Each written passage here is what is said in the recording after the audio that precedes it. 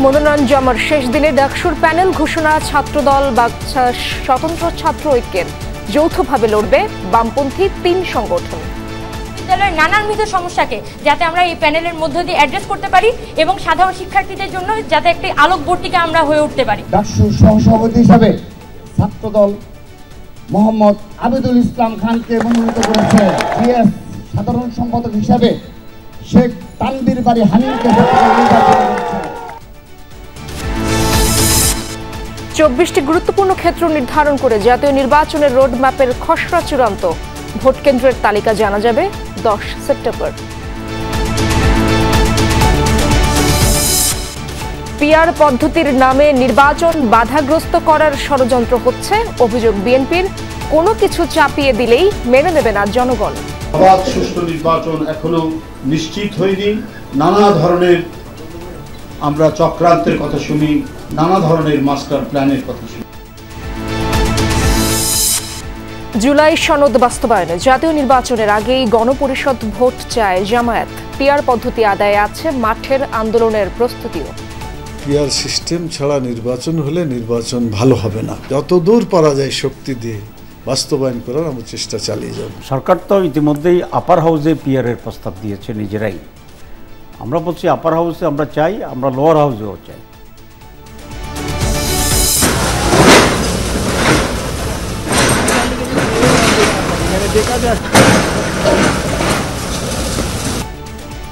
বুড়িগঙ্গার 2 acre দখল করে থাকা সাবেক বিদ্যুৎ প্রতিমন্ত্রীর বাংলো বাড়ি ভাঙল বিআইডব্লিউটিএ। উদ্ধার হওয়া স্থানে হবে রাস্তা সহ নানা প্রকল্প। জনস্বাস্থ্য সুরক্ষা কার্যক্রম গতিশীল করতে যৌথ ঘোষণা সই। অসংক্রামক রোগের চিকিৎসায় সুষ্ঠু ব্যবস্থাপনা ও দক্ষ জনবল গড়ে তোলার আহ্বান প্রধান উপদেষ্টা। দুর্নীতি, কর ফাঁকির প্রবণতা কমাতে নগদ লেনদেন কমানোর কথা বললেন গভর্নর। জনপ্রিয় হচ্ছে মোবাইল ফাইন্যান্সিয়াল সার্ভিসের ন্যানো লোন।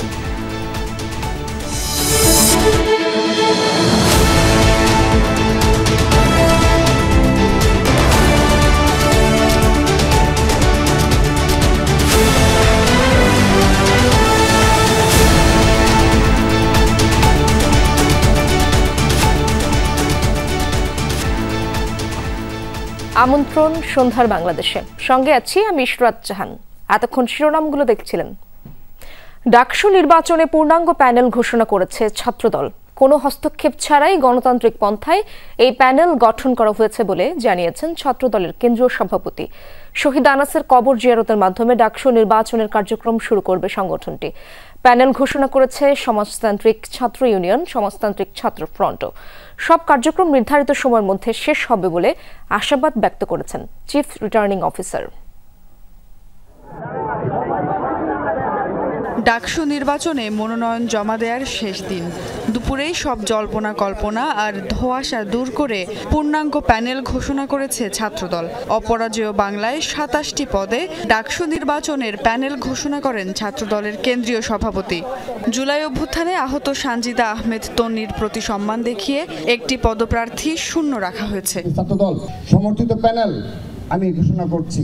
ছাত্রদলের কেন্দ্রীয় সভাপতি জানান, প্যানেল গঠন হয়েছে গণতান্ত্রিক প্রক্রিয়ায়, ছিল না কোনো ধরনের হস্তক্ষেপ। একে একে জানান প্রার্থীদের নাম। ডাকসুর সহসভাপতি হিসাবে ছাত্রদল মোহাম্মদ আবিদুল ইসলাম খানকে মনোনীত করেছে। জিএস সাধারণ সম্পাদক হিসাবে শেখ তানভীর বাড়ি হানিফকে নির্বাচিত করেছে। নাম ঘোষণার পর আবেগঘন হয়ে পড়েন ভিপি পদে মনোনীত আবিদুল ইসলাম খান। 5 আগস্ট চাংখারপুলের মতো আবারও তিনি বলেন, কেউ কাউকে ছেড়ে যাবেন না।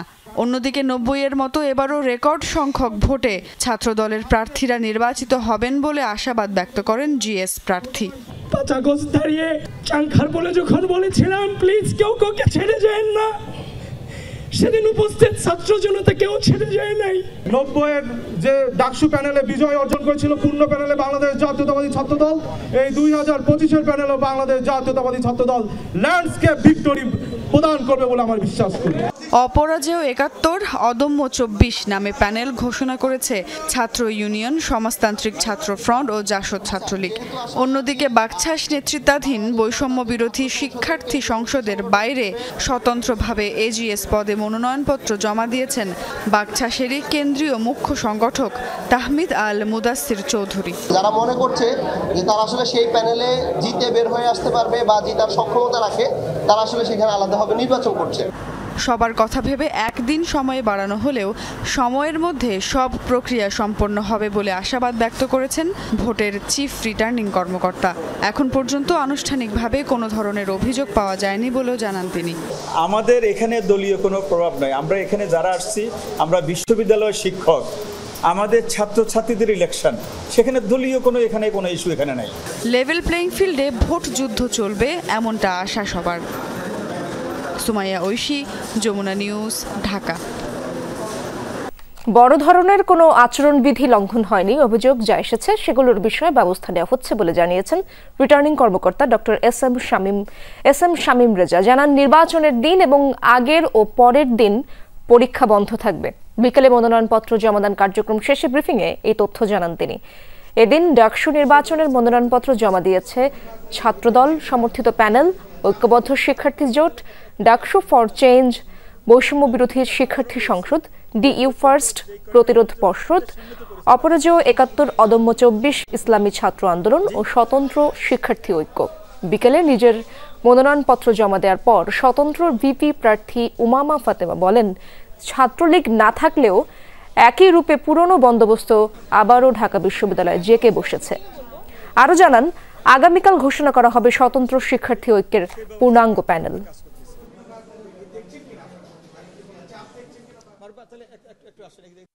এভাবেই আমরা আমাদের প্যানেলটি ডিজাইন করছি যে ঢাকা বিশ্ববিদ্যালয়ের নানানবিধ সমস্যাকে যাতে আমরা এই প্যানেলের মধ্য দিয়ে অ্যাড্রেস করতে পারি এবং সাধারণ শিক্ষার্থীদের জন্য যাতে একটি আলোকবর্তিকা আমরা হয়ে উঠতে পারি। এখনো পর্যন্ত ক্যাম্পাসে যে সমস্ত তথ্য আমাদের কাছে আছে, কোথাও বড় রকমের কোনো আচরণবিধি লঙ্ঘনের ঘটনা ঘটেছে, কিছু ঘটেছে আমরা শুনেছি, সেই অভিযোগগুলো আমরা গ্রহণ করেছি। তার জন্য যে ওই বিধি সংক্রান্ত যে ব্যবস্থা গ্রহণ করার কথা সেটা গ্রহণ করার জন্য নির্ধারিত কমিটি কাজ করছে। 10 সেপ্টেম্বর ভোট কেন্দ্রের খসড়া তালিকা প্রকাশ করতে যাচ্ছে নির্বাচন কমিশন। এর উপর দাবি আপত্তি গ্রহণের সুযোগ থাকছে 25 সেপ্টেম্বর পর্যন্ত। একই সাথে খসড়া ভোট কেন্দ্রের সম্ভাব্য তালিকা চূড়ান্ত 20 অক্টোবর। দুপুরে নির্বাচন ভবনে সাংবাদিকদের এই তথ্য জানান ইসি সিনিয়র সচিব আক্তার আহমেদ। তিনি জানান, 24টি গুরুত্বপূর্ণ ক্ষেত্রে কাজ নির্ধারণ করে ত্রয়োদশ জাতীয় সংসদ নির্বাচনের রোডম্যাপের খসড়া চূড়ান্ত করা হয়েছে। চলতি সপ্তাহে চূড়ান্ত রোডম্যাপ প্রকাশ করা হবে। জানান, সীমানা নির্ধারণে 82টি আসনের শুনানি শুরু হবে 24 আগস্ট, যা চলবে পরবর্তী 4 দিন। ইসি সচিব জানান, ভোট কেন্দ্র বাড়ছে না, তবে 3000 ভোটারের জন্য একটি ভোট কেন্দ্র থাকবে। একটি বুথে 500 এর জায়গায় 600 করে ভোটার থাকবে। আরও বলেন, আইন শৃঙ্খলা পরিস্থিতি নিয়ে এই মুহূর্তে উদ্বেগের কোনো কারণ নেই।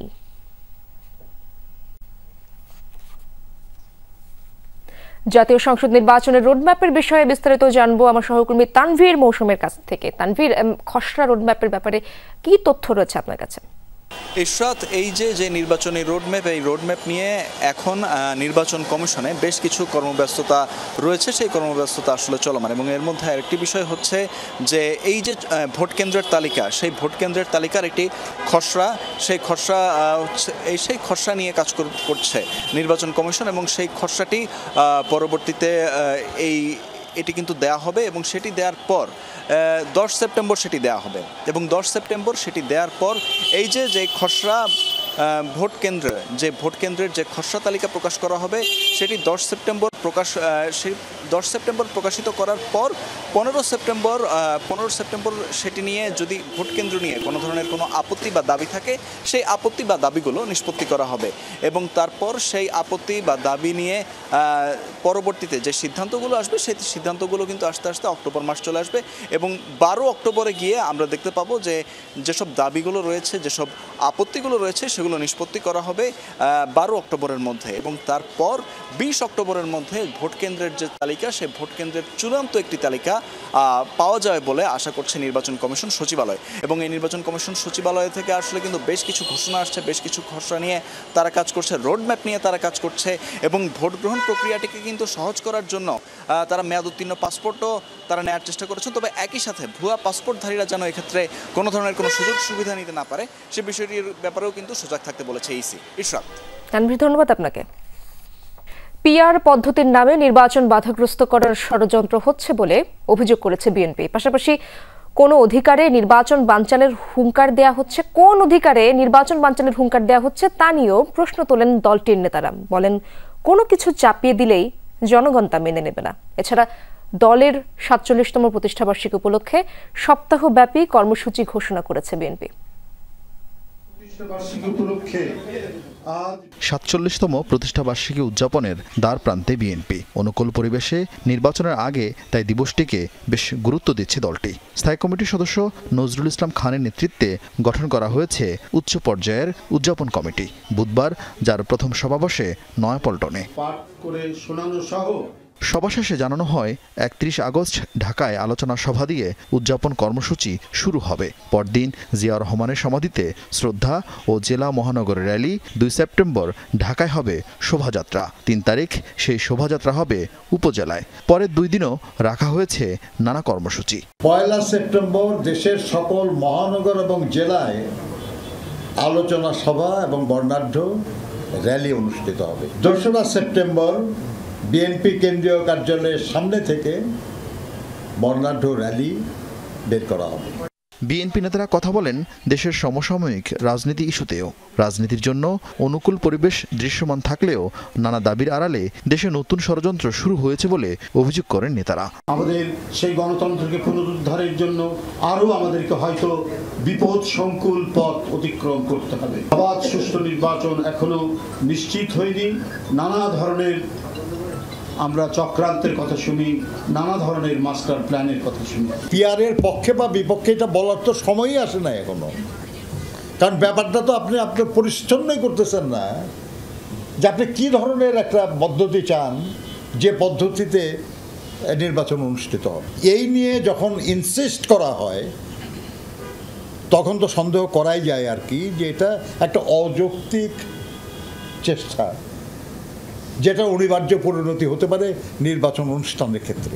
সংবিধান সংশোধন ছাড়া পিআর পদ্ধতিতে ভোট হওয়ার কোনো সুযোগ নেই বলেও জানান তারা। ধন্যবাদ আপনাদের। আরিফিন শাকিল, যমুনা নিউজ, ঢাকা। জাতীয় নির্বাচনে প্রাপ্ত ভোটের ভিত্তিতে সংসদের উচ্চ ও নিম্নকক্ষের সংখ্যানুপাতিক প্রতিনিধি বা পিআর পদ্ধতির দাবিতে অনড় জামায়াত ইসলামী। এই দাবি বাস্তবায়নে মাঠের আন্দোলনে সর্বশক্তি নিয়োগেও প্রস্তুত দলটি। শীর্ষ নেতারা বলছেন নির্বাচনের আগে জুলাই সনদ বাস্তবায়ন জরুরি, এজন্য গণপরিষদ নির্বাচনের পক্ষেও তারা। বিস্তারিত শামীম রেজার রিপোর্টে। নতুন বাংলাদেশ গঠনে জুলাই সনদের খসড়া চূড়ান্ত করেছে জাতীয় ঐকমত্য কমিশন, পাঠিয়েছে রাজনৈতিক দলগুলোর কাছে। তবে পিআর পদ্ধতি সহ সংবিধান পরিবর্তনের সাথে যুক্ত গুরুত্বপূর্ণ কয়েকটি প্রস্তাব নিয়ে মতানৈক্য আছে বড় রাজনৈতিক দলগুলোর মাঝে। জনসমুদ্রের মধ্য দিয়ে বিশেষ করে জামাতে ইসলামী জাতীয় নির্বাচনে প্রাপ্ত ভোটের ভিত্তিতে সংসদের উচ্চ ও নিম্নকক্ষে পিআর পদ্ধতি চায়। এছাড়া নির্বাচন হলে আন্দোলনের ঘোষণা দিয়েছে দলটি। বলছে এই পদ্ধতি চালু হলে জনগণের ক্ষমতায়ন হবে, কমবে দুর্নীতি। পিআর সিস্টেম ছাড়া নির্বাচন হলে নির্বাচন ভালো হবে না, যার ফলে এটাকে আমরা যত দূর পারা যায় শক্তি দিয়ে বাস্তবায়ন করার আমরা চেষ্টা চালিয়ে যাব। আমাদের সর্বশক্তি দিয়েই পিআর সিস্টেম যাতে হয় সেই শক্তি এবং সেই চেষ্টা আমরা চালিয়ে যাব। সরকার তো ইতিমধ্যেই আপার হাউসে পিআরের প্রস্তাব দিয়েছে নিজেরাই। আমরা বলছি আপার হাউসে আমরা চাই, আমরা লোয়ার হাউসেও চাই, কারণ লোয়ার হাউস না হলে আপার হাউসে এটার ইফেক্টিভিটি তেমন থাকবে না। এবং এটা এখন আমরাই শুধু চাচ্ছি না, জনগণ চাচ্ছে। জামায়াতের শীর্ষ নেতারা বলছেন গণ অভ্যুত্থানের স্বপ্ন পূরণ করতে হলে নির্বাচনের আগে সংস্কার প্রস্তাব বাস্তবায়ন করতে হবে। তাই জুলাই সনদ বাস্তবায়নে গণপরিষদ নির্বাচনের পক্ষে দলটি। যে সংস্কারে আমরা ঐকমত্য হয়েছি সেটাকে আইনগত ভিত্তি দেওয়া এবং সেই সংস্কারের ভিত্তিতেই নির্বাচন হইতে হবে, যদি কোনো সংস্কার বা পরিবর্তন ছাড়াই আওয়ামী লীগের আমলের মতো করি আমরা একটা নির্বাচন করি, তাহলে দেশ তো আবার সেই জাহিলিয়াতের দিকেই চলে যাবে। আমরা মনে করি যে নির্বাচনটা যদি অতীতের মতো হয়ে যায় তাহলে আমাদের আন্দোলন, আমাদের ছেলেদের ছাত্রদের রক্ত কুরবানি এটা বৃথা চলে যাবে। সেজন্য আমরা একদিকে দাবিও করছি সংস্কার করা, যেটা সময় আছে, ইচ্ছা করলে এগুলো করতে পারে, এটা হলে তারপর নির্বাচনটা হলে খুব ভালো হয়। সংস্কার ছাড়া নির্বাচন হলে তা সুষ্ঠু ও অর্থবহ হবে না বলে মনে করে জামাতের শীর্ষ নেতারা। আমরা এখান থেকে পিছু হটবো এমন মনে করি না। শামীম রেজা, যমুনা নিউজ, ঢাকা। জুলাই অভ্যুত্থানে যাত্রাবাড়ির আলোচিত হত্যা মামলায় হাইকোর্টে জামিন হওয়া পুলিশ কর্মকর্তা সাজ্জাদের জামিন স্থগিত করেছেন চেম্বার আদালত, দিয়েছে আত্মসমর্পণের নির্দেশ। আসামিকে জামিন দেয়ায় মঙ্গলবার শহীদ পরিবারের সদস্যরা অবস্থান নেন সচিবালয়ের মূল ফটকের সামনে। দিনভর তারা স্লোগানের মাধ্যমে বিক্ষোভ প্রদর্শন করেন। পরে বেশ কিছু দাবি তুলে ধরে কার্যক্রম স্থগিত করেন তারা।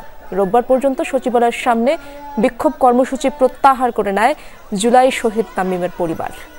তাদের দাবি ছিল জামিনপ্রাপ্ত যাত্রাবাড়ি থানার এসআই সাজ্জাদুর জামানকে অবিলম্বে গ্রেফতার করতে হবে, সেই সাথে বুধবারের মধ্যে 2 বিচারপতির বহিষ্কার এবং আইন উপদেষ্টাকে শোকজ।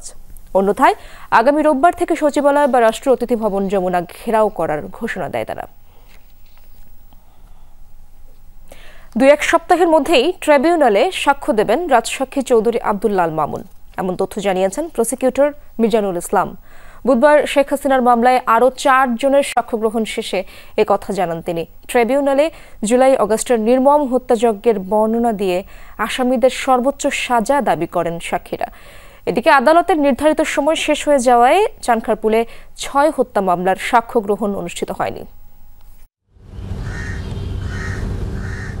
ছাত্র জনতার আন্দোলনে মানবতা বিরোধী অপরাধের মামলায় সাবেক প্রধানমন্ত্রী শেখ হাসিনা সহ 3 জনের বিরুদ্ধে 6ষ্ঠ দিনের সাক্ষ্য গ্রহণ হয় বুধবার। 13তম ব্যক্তি হিসেবে শুরুতে সাক্ষ্য দেন নিউরোসায়েন্স হাসপাতালের সহযোগী অধ্যাপক ডাক্তার মাহফুজুর রহমান। তিনি আদালতে জানান, 16 জুলাইয়ের পর থেকে মাথা বুকে গুলিবিদ্ধ 5 শতাধিক রোগীর চিকিৎসা দেওয়া হয়। আহত ও নিহতদের অনেকেরই মাথার খুলি উড়ে গিয়েছিল গুলিতে। সাক্ষ্য দিতে গিয়ে এই চিকিৎসক বলেন, শুরু থেকে চিকিৎসা সেবায় বাধা দেয় আইনশৃঙ্খলা রক্ষাকারী বাহিনী। হাসপাতালে নতুন রোগী ভর্তি না করাতে এবং ভর্তি থাকাদের ছাড়পত্র দিতে নিষেধ করে গোয়েন্দা পুলিশ। কারো বুকে গুলি ছিল, কারো পিঠে গুলি ছিল, কারো গলায় গুলি ছিল, কারো মুখে গুলি ছিল, কার মাথায় গুলি লেগে খুলি উড়ে গেছে এবং চিকিৎসায় বাধা দেওয়া হয়েছে, সেই বর্ণনাটা উনি দিয়েছেন। রোগী ভর্তি করতে নিষেধ করা হয়েছে এবং তৎকালীন পুলিশের ডিবি শাখা থেকে তাদেরকে এটা বলা হয়েছে। সাক্ষ্য গ্রহণে প্রতিদিনই হাজির করা হচ্ছে সাবেক আইজিপি চৌধুরী আব্দুল্লাল মামুনকে। সবার আগ্রহ কবে হবে রাজসাক্ষীর সাক্ষ্য গ্রহণ, এজন্য আরও কিছুদিন অপেক্ষার কথা জানান মিজানুল ইসলাম। সামনে 2-1 সপ্তাহ, যদি পরের সপ্তাহে যাই, এখন কোনো কারণে হয়তো পিছিয়ে গেল। আজকে আমরা 4 জন সাক্ষীর হাজিরা দিয়েছি। শেখ হাসিনা ছাড়াও এ মামলায় আসামি আসাদুজ্জামান খান কামাল এবং চৌধুরী মামুন এ পর্যন্ত সাক্ষ্য দিয়েছেন 16 জন। মাইনুল মারুফ, যমুনা নিউজ, ঢাকা। বুড়িগঙ্গা নদীর তীর দখল করে গড়ে তোলা সাবেক বিদ্যুৎ ও জ্বালানি প্রতিমন্ত্রী নসরুল হামিদ বিপুর বাংলো বাড়ি গুড়িয়ে দিয়েছে বিআইডব্লিউটিএ। সকালে দক্ষিণ কেরানীগঞ্জ এলাকায় এই অভিযান পরিচালনা করা হয়। এ সময় নদীর জায়গা দখল করে গড়ে ওঠা আরও বেশ কয়েকটি স্থাপনা উচ্ছেদ করা হয়। অবৈধ দখলদার মুক্ত না হওয়া পর্যন্ত এই অভিযান চলবে বলে জানান কর্মকর্তারা। নদীর জায়গায় বাংলো বাড়ি, যার আবার প্রায় 2 একর জায়গা বুড়িগঙ্গার বলে জানান বিআইডব্লিউটিএ কর্মকর্তারা। সীমানা পিলার থেকে অন্তত 20 হাত নদীর ভেতরে দেওয়া হয়েছে বাড়ির সীমানা প্রাচীর। সকালে কেরানীগঞ্জের কোড্ডা ইউনিয়নের কচুয়ালি এলাকায় এই বাংলো বাড়ির ভবন গুঁড়িয়ে দেয় বিআইডব্লিউটিএ। সকাল 11টা থেকে বিকাল 4টা পর্যন্ত টানা উচ্ছেদ অভিযান চালানো হয় ওই এলাকায়। শুধু এই বাড়িই নয়, আশপাশের ডকইয়ার্ড সহ আরও বেশ কয়েকটি স্থাপনা উচ্ছেদ করা হয় অভিযানে। সাবেক বিদ্যুৎ প্রতিমন্ত্রী নজরুল হামিদ দীপুর যে একটা বাগান বাড়ি আছে, সেই বাগান এখানে অবৈধ যে স্থাপনা করেছে ওটা ভেঙে আমরা ওটা উদ্ধার করব। নদীর জায়গা নদীকে আমরা ফেরে দিব। চারিদিকে গাছগাছালি দিয়ে ঘেরা বাড়িটিতে গেল বছরের 5 আগস্টের পরে ভাঙচুর করে আগুন লাগিয়ে দেয়। স্থানীয়রা জানান, বাড়িটি তৈরির সময় যেসব জমি নেওয়া হয়েছিল তার অনেক মালিকই এখনও টাকা বুঝে পাননি। তৎকালীন সময়ে আমাদের বিদ্যুৎ প্রতিমন্ত্রী তো তার এটা অস্থায়ী একটা বাসস্থান বাংলো টাইপের আর কি। মন্ত্রী জোর করে এগুলা করছে, জায়গা জমি লোকেরা এখনো টাকা পায় নাই। আমরা টাকা পাই নাই। 2009 সালে জনস্বার্থে দায়ের করা একটি রিটের আদেশে দেয়া উচ্চ আদালতের নির্দেশনা অনুযায়ী এই উচ্ছেদ পরিচালনা করা হচ্ছে বলে জানান কর্মকর্তারা। বুড়িগঙ্গা, শীতলক্ষা, তুরাগ এবং বালু এই 4টি নদীকে সরকার আমাদের নদীর সীমানা নির্ধারণ, সীমানা পিলার স্থাপন করার জন্য নির্দেশনা প্রদান করে। সেই অনুযায়ী আমাদের বুড়িগঙ্গা, শীতলক্ষা এবং তুরাগ এবং বালু নদীতে সীমানা পিলার স্থাপন করা হয়। আমাদের এখানে বুড়িগঙ্গা নদীতে আমাদের আজকে এই উচ্ছেদ অভিযান পরিচালনা করা হচ্ছে। উদ্ধার স্থানে চলাচলের রাস্তা সহ বিভিন্ন প্রকল্প বাস্তবায়নের কথা জানায় সংস্থাটি। রিয়াজ রায়হান, যমুনা নিউজ, কেরানীগঞ্জ, ঢাকা। অসংক্রামক রোগের উন্নত চিকিৎসায় বিপুল পরিমাণ অর্থ বিদেশ চলে যাওয়া বন্ধে সুস্থ পরিবেশ ও দক্ষ মানব সম্পদ গড়ে তোলার তাগিদ দিয়েছেন প্রধান উপদেষ্টা ডক্টর মোহাম্মদ ইউনূস। সকালে স্বাস্থ্য নিয়ে 35 মন্ত্রণালয়ের যৌথ ঘোষণাপত্র স্বাক্ষর অনুষ্ঠানে এই তাগিদ দেন তিনি। এ ব্যাপারে সব মন্ত্রণালয়কে সহযোগিতার নির্দেশ দিয়েছেন প্রধান উপদেষ্টা। একই সাথে তরুণ সমাজকে তামাকের বিরুদ্ধে প্রতিরোধ গড়ে তোলার আহ্বানও জানান ডক্টর মোহাম্মদ ইউনূস। অসংক্রামক রোগ প্রতিরোধ ও নিয়ন্ত্রণে সমন্বিত উদ্যোগ গ্রহণ ও বাস্তবায়নের লক্ষ্যে আন্তঃমন্ত্রণালয়ের সহযোগিতা বৃদ্ধির নিমিত্তে যৌথ ঘোষণাপত্র স্বাক্ষর অনুষ্ঠানে প্রধান অতিথি অন্তর্বর্তী সরকার প্রধান ডক্টর মোহাম্মদ ইউনূস। আমরা সকলেই আজ একত্রিত হয়েছি। তিনি বলেন, স্বাস্থ্য খাতের অত্যন্ত গুরুত্বপূর্ণ একটি ইস্যুতে সবাই একত্রিত হয়েছে। জাতীয় উন্নয়ন ও অগ্রগতি নিশ্চিত করতে হলে দক্ষ ও কর্মক্ষম মানব সম্পদ গড়ে তোলা জরুরি। তা না হলে ব্যক্তি জীবন থেকে জাতীয় উন্নয়ন কোনোটাই যথাযথভাবে হবে না। আমাদেরকে সুস্থ সবল প্রজন্ম গড়ে তুলতেই হবে। অসংক্রামক রোগের চিকিৎসা উন্নত হওয়া জরুরি বলেও জানান প্রধান উপদেষ্টা। বলেন, নিয়ন্ত্রণ ব্যবস্থা প্রতিষ্ঠা স্বাস্থ্য মন্ত্রণালয়ের একার পক্ষে সম্ভব নয়, সহযোগিতা করতে হবে সব মন্ত্রণালয়কে। অসংক্রামক রোগের চিকিৎসা ব্যবস্থাপনা যেমন উন্নত হওয়া জরুরি, তেমনি রোগগুলো যেন কম হয় অথবা একেবারেই না হয়, সেজন্য উপযুক্ত জনসচেতনতা এবং প্রতিরোধ এবং নিয়ন্ত্রণ ব্যবস্থা গড়ে তোলা দরকার। স্বাস্থ্যসেবা বিভাগের একার পক্ষে এটা সম্ভব নয়, এই জন্য সব মন্ত্রণালয়ের সহযোগিতা দরকার। ডক্টর ইউনূস বলেন, পৃথিবীর প্রায় সব দেশেই অসংক্রামক রোগ দিন দিন বাড়ছে। বাংলাদেশের আর্থসামাজিক অবস্থা, ভৌগোলিক অবস্থান ও বিপুল জনগোষ্ঠীর ছোট এলাকায় বসবাসের প্রেক্ষাপটে এ পরিস্থিতি আরও সংকটময়। তাই এটি শুধু স্বাস্থ্য খাত নয়, সামগ্রিক অর্থনীতি, সামাজিক নিরাপত্তা এবং টেকসই উন্নয়নের সাথে নিবিড়ভাবে জড়িত। যৌথ ঘোষণা বাস্তবায়নে সরকারের পাশাপাশি দরকার বেসরকারি উদ্যোগ, দরকার আঞ্চলিক ও বৈশ্বিক কারিগরি সহযোগিতা। আমি বিশ্বাস করি পাবলিক প্রাইভেট পার্টনারশিপ মডেল প্রয়োগ করে এই সংক্রান্ত উদ্যোগ গ্রহণ করা হলে যৌথ ঘোষণা বাস্তবায়ন সহজ হবে। প্রধান উপদেষ্টা বলেন, তামাকের বিরুদ্ধে তরুণ সমাজকে সচেতন করা না গেলে আগামী প্রজন্মের ভবিষ্যৎ অনিশ্চিত হয়ে পড়বে। পাশাপাশি স্বাস্থ্য সচেতনতায় চিনির পরিমাণ নিয়ন্ত্রণ জরুরি। তামাকের বিরুদ্ধে তরুণ সমাজকে আজ সচেতন করা না গেলে আগামী প্রজন্মের ভবিষ্যৎ অনিশ্চিত হয়ে পড়বে। এর পাশাপাশি স্বাস্থ্য সচেতনতার জন্য চিনির পরিমাণ নিয়ন্ত্রণ জরুরি ভিত্তিতে মানুষকে সচেতন করতে হবে। জাতীয় নীতিগুলো এমনভাবে প্রণয়ন করতে হবে যেন সেগুলো স্বাস্থ্য বান্ধব হয়। যৌথ ঘোষণা বাস্তবায়নে সরকারের পাশাপাশি দরকার বেসরকারি উদ্যোগও, এমনটাই জানিয়েছেন অন্তর্বর্তী সরকার প্রধান। নিশ্চিত করতে হবে সঠিক কর্মপরিকল্পনা, নিবিড় মনিটরিং, দক্ষ জনবল ও আর্থিক বরাদ্দ। যে কোনো কর্মপরিকল্পনা বাস্তবায়নে নিবিড় মনিটরিং ও মূল্যায়ন আবশ্যক। আবার এগুলো করতে দরকার উপযুক্ত ও দক্ষ জনবল এবং আর্থিক বরাদ্দ। বাংলাদেশের স্বাস্থ্য খাতের উন্নয়নে বিশেষ করে 5 আগস্ট পরবর্তী পরিস্থিতিতে বিশ্ব স্বাস্থ্য সংস্থা বাংলাদেশ অফিসের প্রশংসা করেছে বলেও জানান প্রধান উপদেষ্টা। সিনিয়র সচিব লামিয়া তিথি, যমুনা নিউজ, ঢাকা। সরকার বিদেশে শ্রমিক প্রেরণ ও তাদের সুরক্ষা নিশ্চিতে ধারাবাহিকভাবে গুরুত্বপূর্ণ পদক্ষেপ গ্রহণ করেছে, একথা জানিয়েছেন প্রবাসী কল্যাণ ও বৈদেশিক কর্মসংস্থান উপদেষ্টা ডক্টর আসিফ নজরুল। বুধবার সচিবালয়ে প্রবাসী কল্যাণ মন্ত্রণালয়ের 1 বছরের অগ্রগতি নিয়ে ব্রিফিংয়ে এই কথা বলেন তিনি। উপদেষ্টা জানান, 1 বছরের মধ্যে প্রবাসী কর্মসংস্থান ও রেমিট্যান্স সংগ্রহে অভূতপূর্ব অগ্রগতি হয়েছে, যা ভবিষ্যতে দেশের অর্থনীতিতে দৃশ্যমান প্রভাব ফেলবে। জুলাই আন্দোলনে অংশ নেয় যেসব প্রবাসীকে বিভিন্ন দেশে আটক করা হয়েছিল তাদের মুক্তির ব্যবস্থা করার কথাও মনে করিয়ে দেন উপদেষ্টা।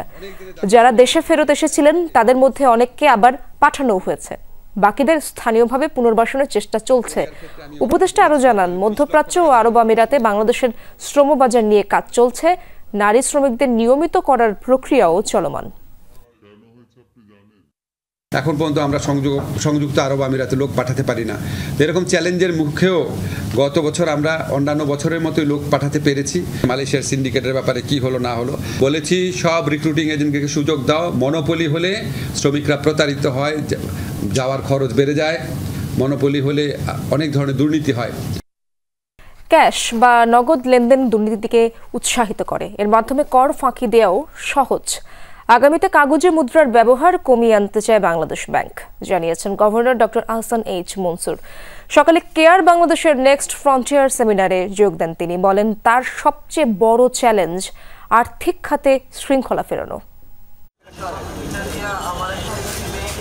বাংলাদেশে মোবাইলে অর্থ লেনদেন শুরু হয় 14 বছর আগে। কথা ছিল এর সুবাদে ক্যাশলেস সোসাইটি তৈরি হবে, কমবে কাগজে মুদ্রা কিংবা কয়েনের ব্যবহার। কিন্তু সেই লক্ষ্য এখনো বেশ দূরে, কেননা এখনো নগদ লেনদেন বহাল রাখতে বছরে 20,000 কোটি টাকা খরচ করতে হয় কেন্দ্রীয় ব্যাংকে। মুদ্রা সংরক্ষণ, জালনোট প্রতিরোধ ও এটিএম ব্যবস্থাপনাতেও খরচ হয় বড় অঙ্ক। বুধবার আন্তর্জাতিক সংস্থা কেয়ার বাংলাদেশের নেক্সট ফ্রন্টিয়ার সেমিনারে উঠে আসে এই আলোচনা। প্রথম সেশনে গভর্নরের কাছে প্রশ্ন ছিল আর্থিক খাতের ব্যবস্থাপনা নিয়ে। জবাবে তিনি বলেন, ডিজিটাল লেনদেন না বাড়লে কর ফাঁকি ও অর্থ পাচার ঠেকানো যাবে না। মোবাইল ফাইন্যান্সিয়াল সার্ভিসের সম্ভাবনা অনেক। এটি নিশ্চিত হলে দুর্নীতি অনেকাংশে কমানো সম্ভব। এরই মধ্যে ন্যানো লোনের ধারণা জনপ্রিয় হচ্ছে। মোবাইল ব্যাংকিং থেকে প্রতিদিন ধার নিচ্ছে গড়ে 4,000 মানুষ। এখন পর্যন্ত বিতরণ হয়েছে 7,000 কোটি টাকা। এই আগ্রহ থাকলে আগামী 7-8 বছরে বাংলাদেশ ক্যাশলেস ইকোনমির বড় কেন্দ্র হবে। গভর্নর বলেন, এখনো জনসংখ্যার বড় অংশ ব্যাংকিং কাঠামোর বাইরে। এর পেছনে আস্থার সংকট আছে। অনেকে সার্বিক ব্যবস্থাপনাকে ভয় পান। এটি ফেরাতে ব্যাংক ও আর্থিক প্রতিষ্ঠানের রিস্ক ম্যানেজমেন্ট দক্ষতা বাড়ানোর বিকল্প নেই। দায়িত্ব নেয়ার পর থেকেই আর্থিক খাতে শৃঙ্খলা ফেরানো বড় চ্যালেঞ্জ ছিল, এখনো আছে। তবে এই কাঠামোতে সবাইকে আনতে হবে, সেবায় নতুনত্ব আনতে হবে। তবে এ কাজ সহজ নয়। যেমন বিদ্যুৎ ও জ্বালানি খাতে অর্থায়নে আলাদা ব্যাংকের কথা ভাবা হয়েছিল, পরে মনে হয়েছে এখানে স্বচ্ছতা ধরে রাখা কঠিন হবে। কেয়ার বাংলাদেশের আয়োজনে যোগ দেন বিভিন্ন দেশি বিদেশি প্রতিষ্ঠানের আর্থিক ও কৃষি খাতের বিশেষজ্ঞরা। তৌহিদ হোসেন, যমুনা নিউজ, ঢাকা।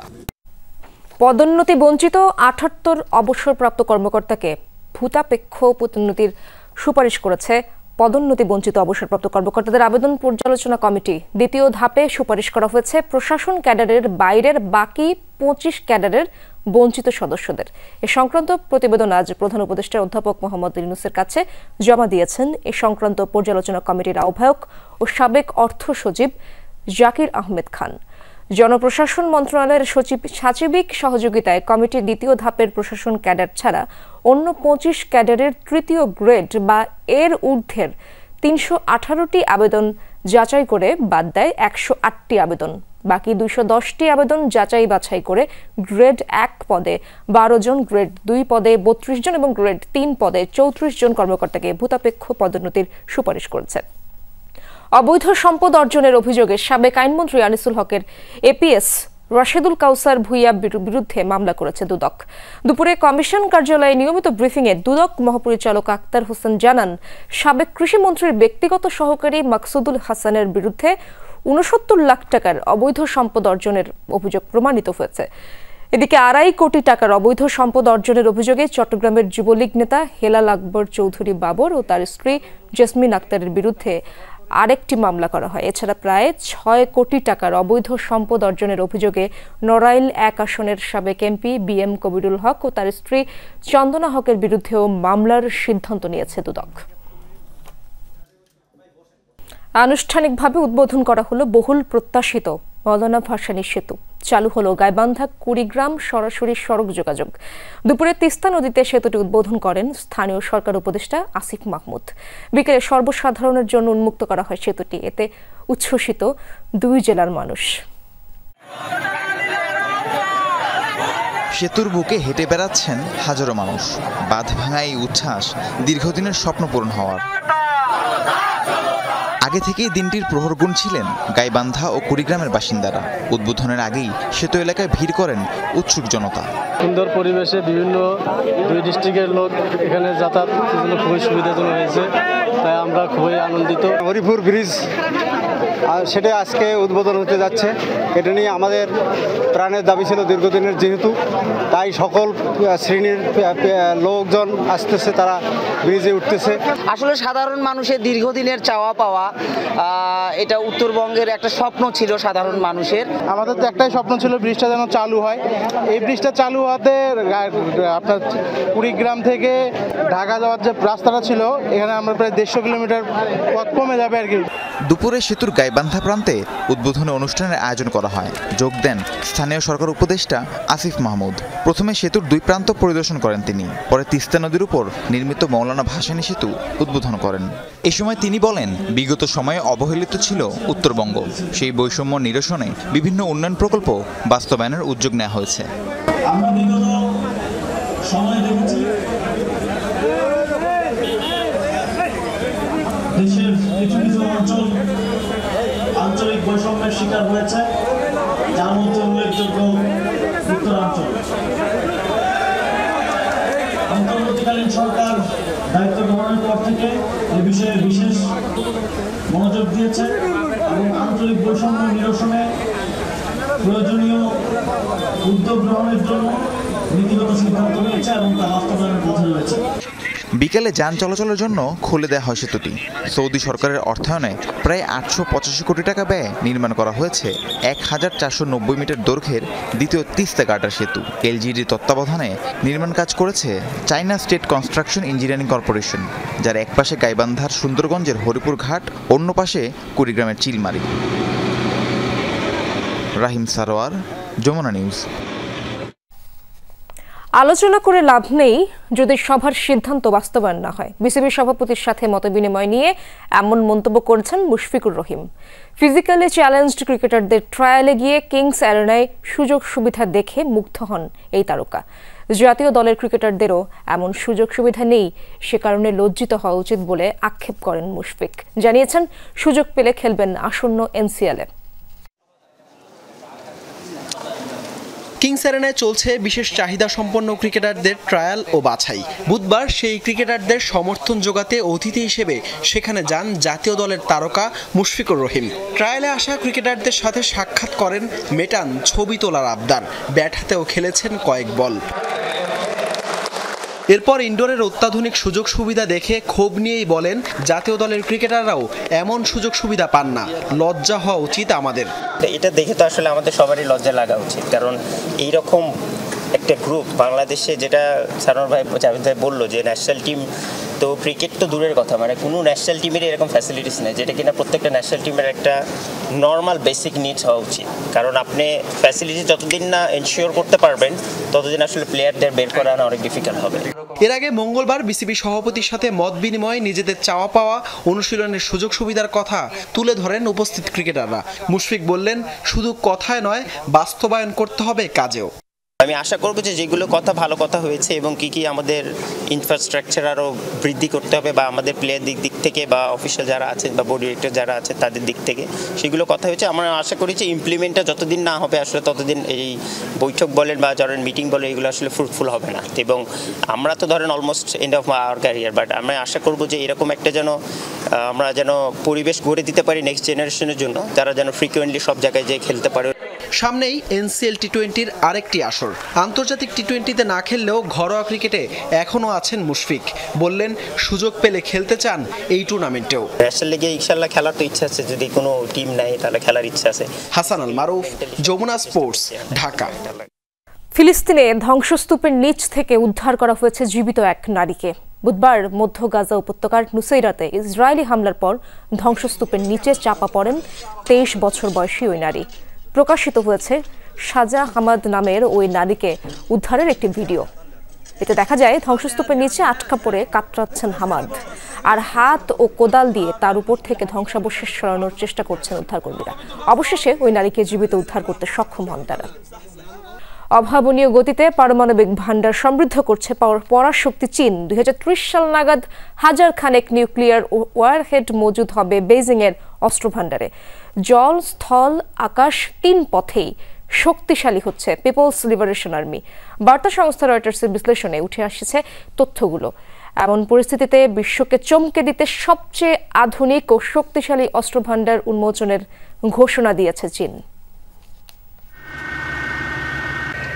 বিশ্বের তৃতীয় এবং এশিয়ার সবচেয়ে বড় দেশ চীনকে ধরা হয় আধুনিক পৃথিবীর অন্যতম পরাশক্তি হিসেবে। যুক্তরাষ্ট্র রাশিয়ার পরপরই শক্তিশালী দেশের তালিকায় বরাবরই চীনকে রেখেছেন সামরিক বিশ্লেষকরা, যার নেপথ্য কারণ হিসাবে ভাবা হয় বেইজিংয়ের উত্তরোত্তর বাড়তে থাকা পারমাণবিক ভান্ডারকে। রয়টার্সের বিশ্লেষণ বলছে নিউক্লিয়ার ট্রায়াড অর্থাৎ স্থল, জল আর আকাশ তিন পথেই পরমাণু হামলার সক্ষমতা বাড়াতে রীতিমতো উঠে পড়ে লেগেছে চীন।